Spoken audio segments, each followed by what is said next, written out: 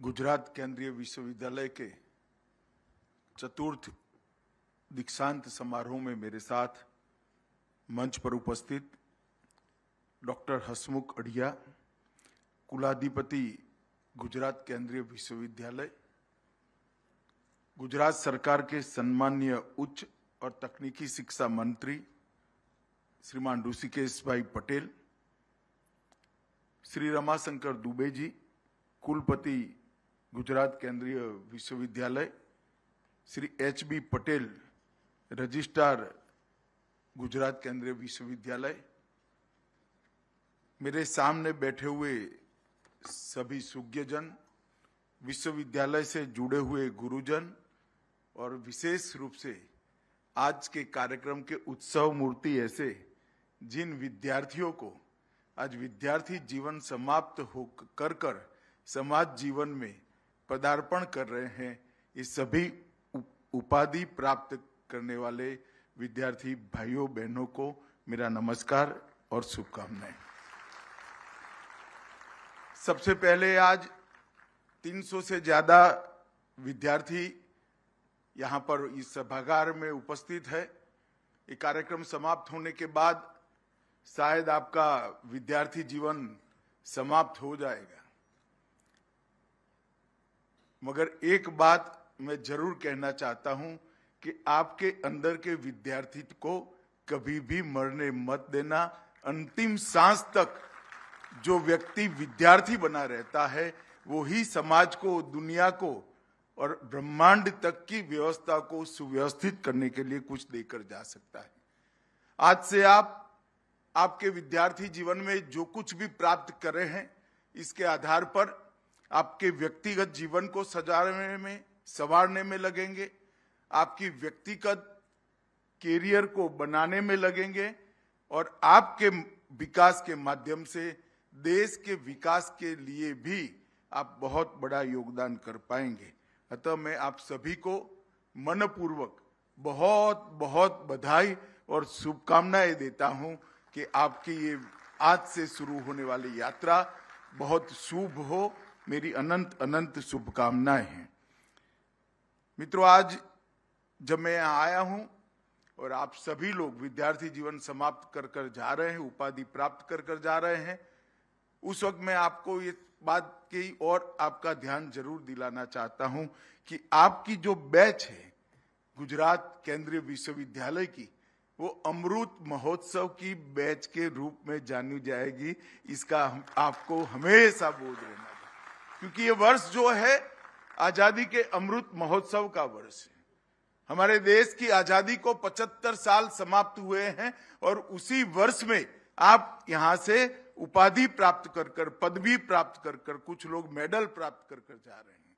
ये आपके लिए बहुत गर्व का विषय हो सकता है। आपके लिए एक बहुत बड़ा एक प्रकार से मणिकंचन योग है कि आप आज उपाधि भी लेकर जा रहे हैं और अमृत महोत्सव के वर्ष की उपाधि प्राप्त करता आप बनेंगे। मगर इसके साथ साथ एक जिम्मेदारी भी आती है।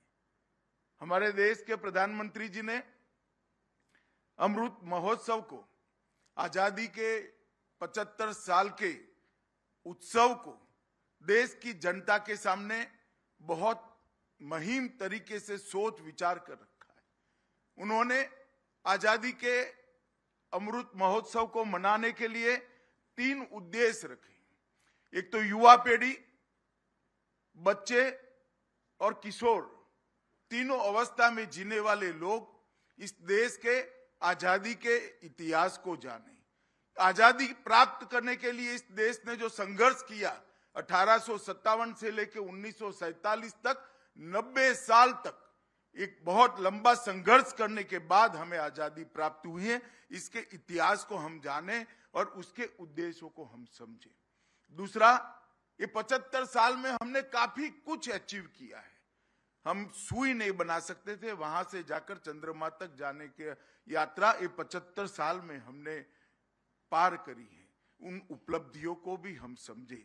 और तीसरा, 75 साल से 100 साल तक, 25 साल तक का कालखंड, जिसको मोदी जी ने अमृत काल के रूप में वर्णित किया है। जब आजादी की शताब्दी मनाई जाएगी, तब ये देश की आजादी के 100 साल होंगे, उस वक्त देश समूचे विश्व के अंदर हर एक क्षेत्र के अंदर सबसे प्रथम हो। इस प्रकार के महान भारत की रचना करना ये हमारा संकल्प हो। और ये जो संकल्प देश का हर नागरिक, देश का हर युवा लेगा, उस संकल्प से सिद्धि के 25 साल हैं। मैं आज जो विद्यार्थियों को उपाधि मिल रहे हैं, उन लोगों को बहुत स्पष्टता से कहना चाहता हूं कि शायद 47 में जब देश आजादी का शताब्दी मना रहा होगा, मंच पर जो बैठे हैं उसमें से बहुत कम लोग उपस्थित होंगे, मगर आप सभी होंगे। तो महान भारत की रचना के सुफल आपको प्राप्त करने हैं और महान भारत की रचना की जिम्मेदारी भी आपकी है। और इसलिए प्रधानमंत्री जी ने हम सब के सामने एक संकल्प से सिद्धि के 25 साल अमृत काल के वर्णित किए हैं। हर व्यक्ति और विशेषकर युवा एक संकल्प जरूर ले जो अपने लिए न हो।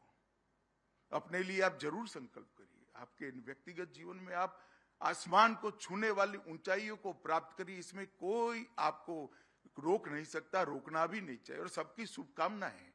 परंतु एक संकल्प ऐसा जरूर लीजिए जो देश के हर नागरिक ने लेना चाहिए, विशेषकर युवाओं ने लेना चाहिए, कि जब ये देश शताब्दी मनाएगा तब मेरा योगदान क्या होगा। आपका एक व्यक्तिगत संकल्प ऐसा होना चाहिए जो आपके लिए, छोटे छोटे संकल्प भी ले सकते हैं। मैं कई बार बच्चे मुझे मिलने आते, युवा मुझे मिलने आते, कहता हूं एक छोटा सा संकल्प लीजिए कि भाई मेरे अन्न की थाली में, भोजन की थाली में अन्न का एक दाना भी जूठा नहीं रह जाए। छोटा सा संकल्प है, मगर इसका बहुत बड़ा कंट्रीब्यूशन है पूरे जीवन अगर आप उसकी पालना करते हैं तो।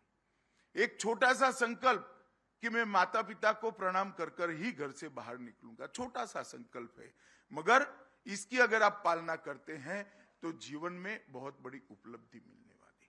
मित्रों, 130 करोड़ लोग एक एक संकल्प लेते हैं, तो 130 करोड़ संकल्पों का ये संपुट देश को महान बनाने के लिए और कुछ करने की जरूरत नहीं। अगर इस देश के 130 करोड़ लोग एक एक कदम चलते हैं तो देश 130 करोड़ कदम आगे बढ़ता है, इसका संज्ञान हमें होना चाहिए।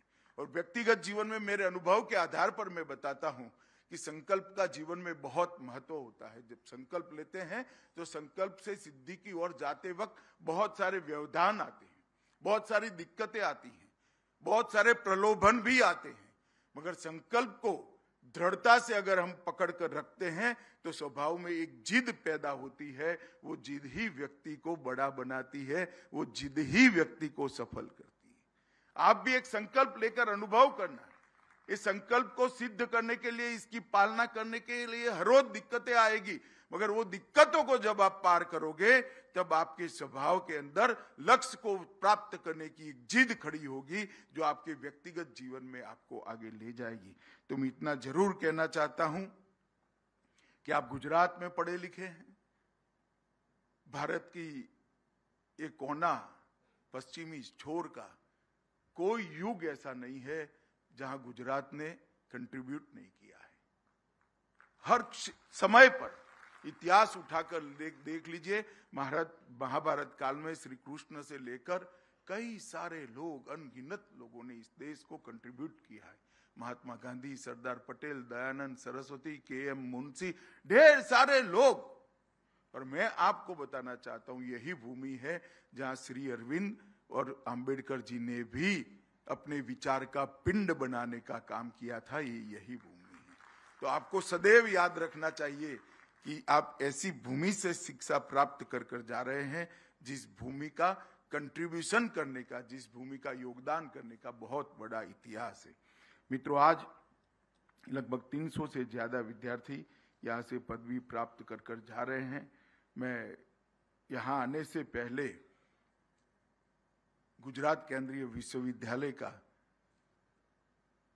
थोड़ा डिटेल स्टडी भी कर रहा था, तब मुझे मालूम पड़ा, बहुत साच अर्थ में इसके पहले कुलाधिपति जब आपने मुझे बुलाया उसके पहले मेरा इतना अभ्यास मेरी कॉन्स्टिट्यूएंसी में होने के बावजूद नहीं था, इसका मुझे स्वीकार करना चाहिए।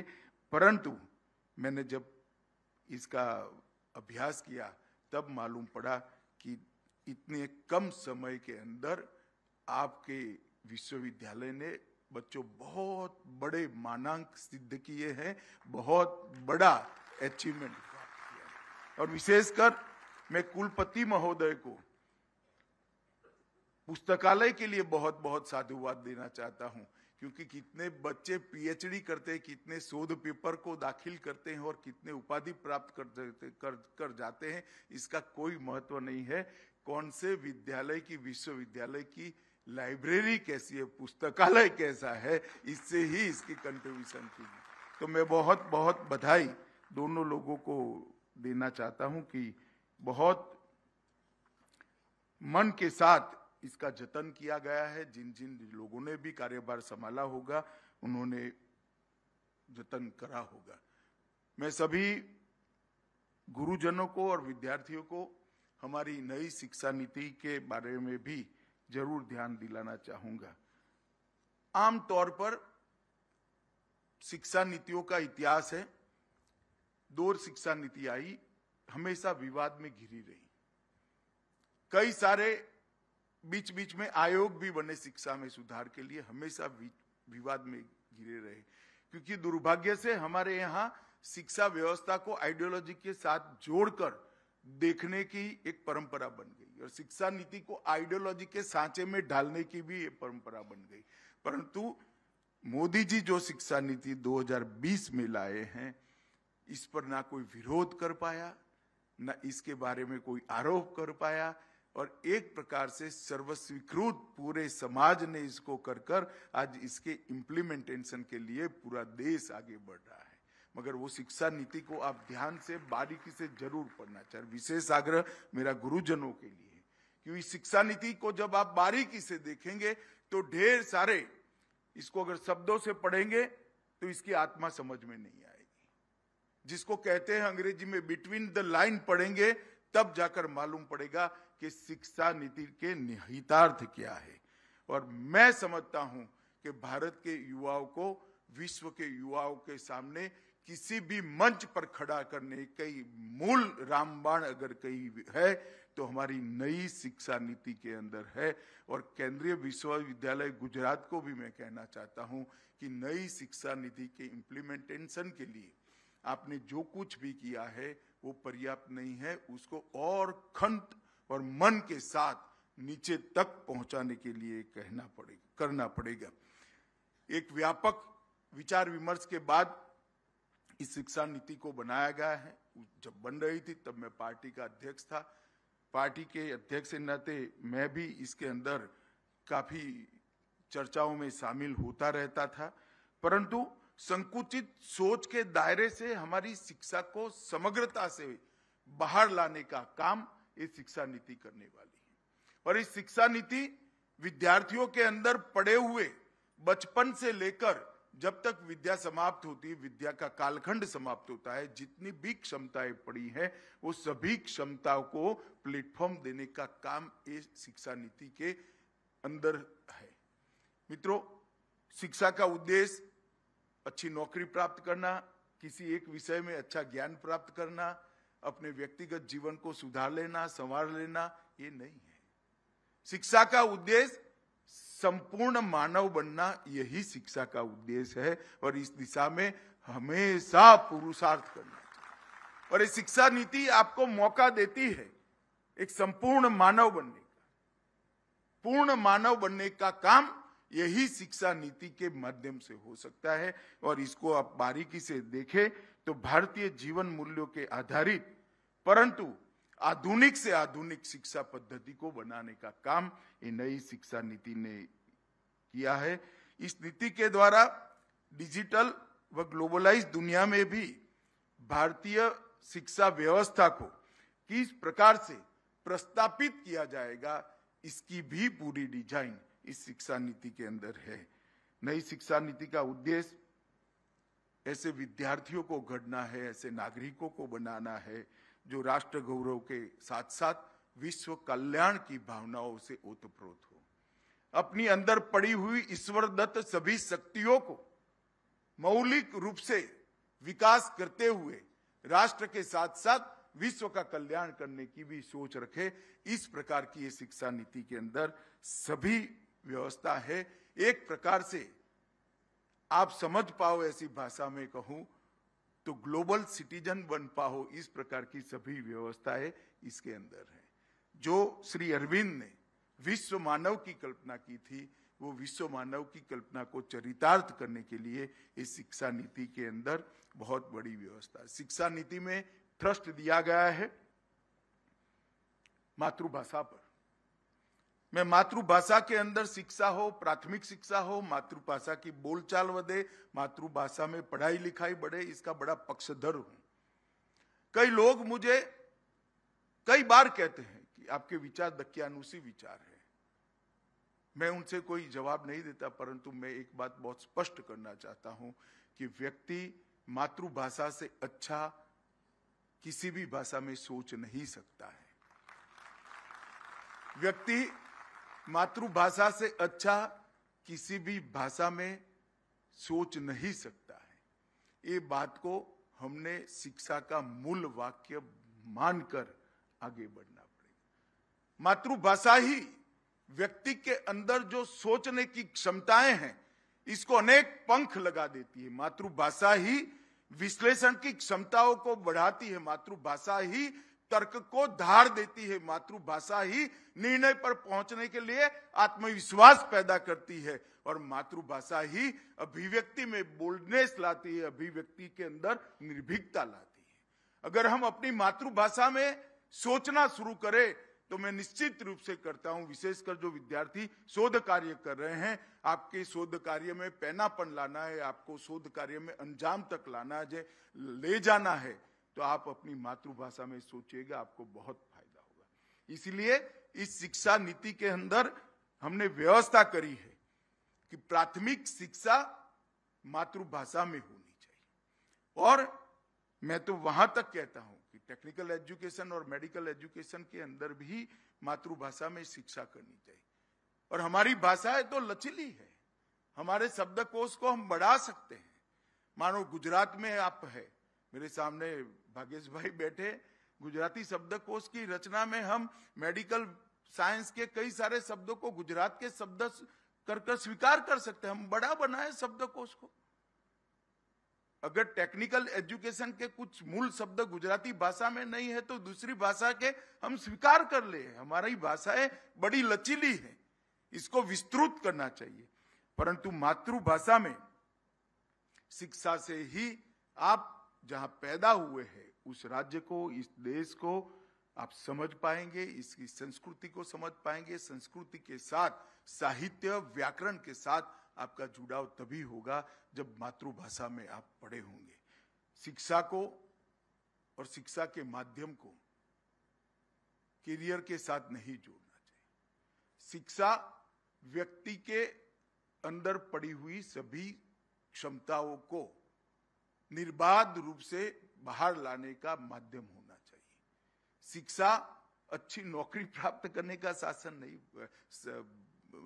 जरिया नहीं बनना चाहिए। शिक्षा एक बहुत अच्छे कैरियर का जरिया नहीं बनना चाहिए। एक बार व्यक्ति अगर बड़ा बन जाता है तो बाकी सब अपने आप बड़ा ही बड़ा होना है। मित्रों, उच्च शिक्षा के अंदर लचीलापन लाने का भी नई शिक्षा नीति के अंदर हमने ढेर सारे प्रावधान करे हैं। नई शिक्षा नीति को बहुत ही फ्लेक्सिबल बना दिया है। पहले अगर कोई बच्चा 3 साल की पढ़ाई 2 साल में छोड़ देता था तो उसको डिग्री या डिप्लोमा नहीं मिलता था। अब 1 साल की पढ़ाई कर लेंगे तो सर्टिफिकेट मिलेगा, 2 साल की पढ़ाई करेंगे तो डिप्लोमा मिलेगा, 3 साल की पढ़ाई करेंगे तो डिग्री मिलेगा, और 4 साल पूरा करेंगे तो रिसर्च के लिए आगे बढ़ सकते हैं। शिक्षा कभी आधी नहीं हो सकती, अधूरी भी नहीं हो सकती, क्योंकि व्यक्ति पूरा जीवन विद्यार्थी रहता है। तो शिक्षा के हर स्तर के साथ इसका एक्नॉलेजमेंट करने की व्यवस्था इस शिक्षा नीति के ऊपर है। ई लर्निंग पर भी जोर दिया गया है। मल्टी डिसिप्लिनरी विद्यालयों और क्लस्टर्स की स्थापना के लिए भी व्यवस्था करी है, और multi disciplinary education and research university Meru का भी प्रावधान इसके अंदर हमने किया है। इस सारी चीजों से ढेर सारी सुविधाएं आप जैसे विद्यार्थियों को होने वाली हैं। पहले की शिक्षा पद्धति का फोकस रोट लर्निंग पर था, हमने एक्टिविटी बेस्ड लर्निंग को थ्रस्ट दिया है और इसके आधार पर सोचने की क्षमता बढ़ाने के लिए भी और विद्या को अभ्यासक्रम के दायरे से बाहर निकालने का भी एक प्रकार से हमने प्रयास किया है। थ्योरी की जगह एप्लीकेशन पर फोकस करने से ढेर सारा प्रकार के परिवर्तन हम विद्यार्थियों में देख पाएंगे। भारतीय उच्च शिक्षा आयोग को 4 वर्टिकल देकर हमने एक नई व्यवस्था खड़ा करना किया है। National higher education regulatory council बनाई है, हायर एजुकेशन काउंसिल बनाई है, जर्नल एजुकेशन काउंसिल बनाई है और नेशनल एक्रेडिटेशन काउंसिल भी बनाई है।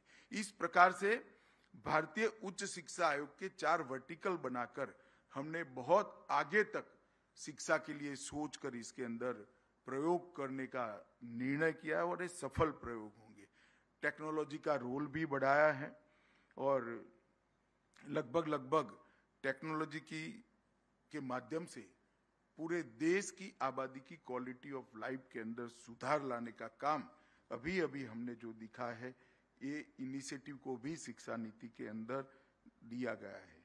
मित्रों, आज जब मैं आपके सामने आया हूं और यहाँ से आप जब विद्यार्थी जीवन पूरा कर जा रहे हैं, तब इस देश के अंदर देश के युवाओं के लिए मोदी जी ने ढेर सारी संभावनाओं को तराश कर आपके लिए रखा है। एक जमाने में शिक्षा के बाद नौकरी ढूंढना ही हमारे लिए मार्ग था। मोदी जी ने ढेर सारे नए क्षेत्र को हमारे देश के युवाओं के लिए खोला है। अंतर्राष्ट्रीय सोलर अलायंस के रचना और इसके कार्यकलापों को आप अगर ध्यान से ऑनलाइन जाकर पढ़ेंगे तो आपको मालूम पड़ेगा कि यही एक क्षेत्र हमारे बच्चों के लिए ढेर सारी संभावनाएं खोलता है। स्पेस का क्षेत्र जिसको 370 बिलियन अमेरिकी डॉलर की इकोनॉमी है, इसमें लगभग आने वाले वर्षों में ये 370 बिलियन से बढ़कर 650 बिलियन की होगी और इसमें हमारी हिस्सेदारी सिर्फ 2% है। मगर नई जो नीति आई है अंतरिक्ष के क्षेत्र की, इसका आप अभ्यास जरूर करिएगा। ढेर सारी संभावनाएं और किसी भी फैकल्टी के छात्र के लिए। आपको अगर कोई दिक्कत हो तो मुझे भी मेल लिख दीजिएगा, मैं जरूर जवाब करूंगा आपको। हर एक फैकल्टी के छात्र के लिए स्पेस की पॉलिसी के अंदर संभावनाएं पड़ी है। इसके साथ अभी मैं आया था, मेरे ही मत क्षेत्र में बना है, मेरे लिए बहुत गौरव की बात है। Indian national space promotion and authorisation centre को भी बनाया है। इसमें आपके R&D के लिए सरकार ने बहुत सारी व्यवस्था करी है।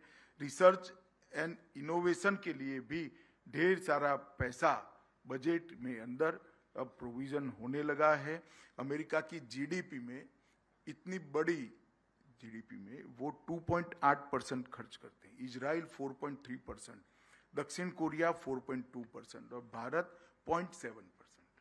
इसको भी हम आगे बढ़ा रहे हैं, वो आपके लिए बहुत सुविधा की बात है। मित्रों, स्टार्टअप की बात मैं करता हूं, आपके यहाँ भी कुछ अच्छे स्टार्टअप बने हैं यूनिवर्सिटी के अंदर, परंतु आप साइज और स्केल किस प्रकार से ये 9 साल में परिवर्तित हुआ है ये जरूर समझिएगा, जिससे आपके सामने कितनी अपार संभावनाएं उपलब्ध है इसका आपको अंदाज आए। एक जमाना था 2016 में, 16-17 में हमारे पास 724 स्टार्टअप थे। 2022 में हमारे पास 70,000 से ज्यादा स्टार्टअप हम हमारे पास लेकर बैठे। कहां 724 और कहां 70,000, इस पर से आप मालूम कर सकते हो कि कितना इनिशिएटिव लिया, कि कितनी लचीली पॉलिसी, इनकम टैक्स से लेकर फाइनेंस से लेकर वर्किंग कैपिटल से लेकर कैपिटल फाइनेंस तक सारी प्रकार की व्यवस्थाओं को वहां किया गया है। और मैं आपको सिर्फ संख्या पर मत जाइएगा, 2014 में यूनिकॉर्न स्टार्टअप, आप यूनिकॉर्न स्टार्टअप जानते हैं क्या है? 2014 में सिर्फ 4 यूनिकॉर्न स्टार्टअप थे और आज विश्व की यूनिकॉर्न क्लब में 107 बच्चों के स्टार्टअप यूनिकॉर्न स्टार्टअप बनकर निकले हैं। ये हमारे युवाओं ने कर दिखाया है और 107 यूनिकॉर्न स्टार्टअप जिस देश के पास हो, इस देश का भविष्य सुनहरा है। आज 44%, बच्चियां जरूर जोर से तालियां बजाएं, 44% स्टार्टअप बच्चियों ने बनाए हुए स्टार्टअप और 45% स्टार्टअप टायर 2 और टायर 3 के शहर में बने। मैं एक बताना चाहता हूं, जिसके अंदर क्षमता पड़ी है, इसके साथ अब अन्याय नहीं हो सकता। आपके अंदर क्षमता है, पुरुषार्थ करने की क्षमता है, इनोवेशन की क्षमता है, तो आपके लिए ढेर सारे प्लेटफॉर्म उपलब्ध है। मेक इन इंडिया से माध्यम से आज भारत विश्व भर में उत्पादन का हब बन रहा है। 400 अरब अमेरिकी डॉलर का निर्यात हमने किया है। पीएलआई स्कीम के माध्यम से ढेर सारे नए नए क्षेत्र में, चाहे बैटरी बनाना हो, चाहे सेमीकंडक्टर बनाना हो, ड्रोन की पॉलिसी लाकर ये करना है, स्पेस के क्षेत्र में आगे बढ़ना है। जिस क्षेत्रों के बारे में भारत कभी सोच नहीं सकता था, वो क्षेत्र को आपके लिए खुला कर छोड़ दिया गया है। इसके अंदर अपार संभावनाएं पड़ी है। सिर्फ पीएलआई योजना के तहत ही अब तक 3 ही साल के अंदर कोरोना से लेकर अब तक 4.4 लाख करोड़ का निवेश आया है। जो बच्चे शोध कार्य कर रहे हैं उनको भी मैं कहना चाहूंगा कि 2014 में हमारे यहाँ 3000 पेटेंट के आवेदन आते थे। 2014 में 3000 पेटेंट के आवेदन आते थे। 2021-22 में 3000 से बढ़कर 1.5 लाख पेटेंट के आवेदन सालाना आते हैं। और उसका कन्वर्जन 2013-14 में 3000 आते थे, उसमें से 211 पेटेंट ग्रांट होते थे, ज्यादातर इंडस्ट्री बेस्ड पेटेंट थे। परंतु आज 2021-22 में 1.5 लाख आते हैं और इसमें से 24,000 पेटेंट ग्रांट होते हैं और 24,000 में से 23,700 पेटेंट पर्सन के व्यक्ति के हैं, इंडस्ट्री के नहीं है। इससे आपको मालूम पड़ना चाहिए कि आपके लिए कितनी अपार संभावनाएं नरेंद्र मोदी जी ने खड़ी की है। मित्रों, आज जब आप अपना नया जीवन शुरू कर रहे हैं और यहाँ जो गुरुजन बैठे हैं, तो उनका तो काम ही है कि आपके पास जो बच्चा आता है उसको बड़ा बनाकर आपको भेजना। हमारे यहाँ संस्कृत में गुरु शब्द बड़े के लिए करा है। तो बच्चा आता है, इसकी मति अल्प होती है, अल्पमति को गुरुमति जो बनाता है वो ही गुरु होता है। आपका तो यही काम है। मगर मैं दोनों को अपील करना चाहता हूं, दोनों का आह्वान करना चाहता हूं कि हमने महान भारत की रचना के लिए हमारे जीवन के 25 साल देने का समय अब आ गया है।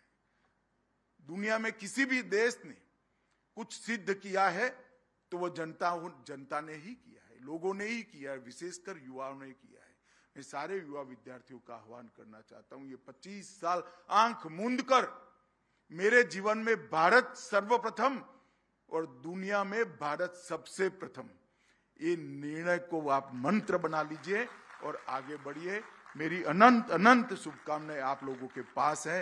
मुझे विश्वास है इतने अच्छे केंद्रीय विश्वविद्यालय से आप लोग डिग्री लेकर जा रहे हैं, उपाधि लेकर जा रहे हैं। आपका जीवन शुभ हो, आपकी कैरियर, व्यक्तिगत कैरियर भी बहुत अनंत संभावनाओं वाली हो, ऐसी शुभकामनाएं देकर मेरी बात को समाप्त करता हूं। और मैं थोड़ा, मेरा हेलीकॉप्टर को उड़ने की इजाजत नहीं मिली वेदर के कारण, इसलिए थोड़ा लेट हुआ। समाप्त ना कर मेरी बात को समाप्त करता हूं। वंदे मातरम, भारत माता की जय।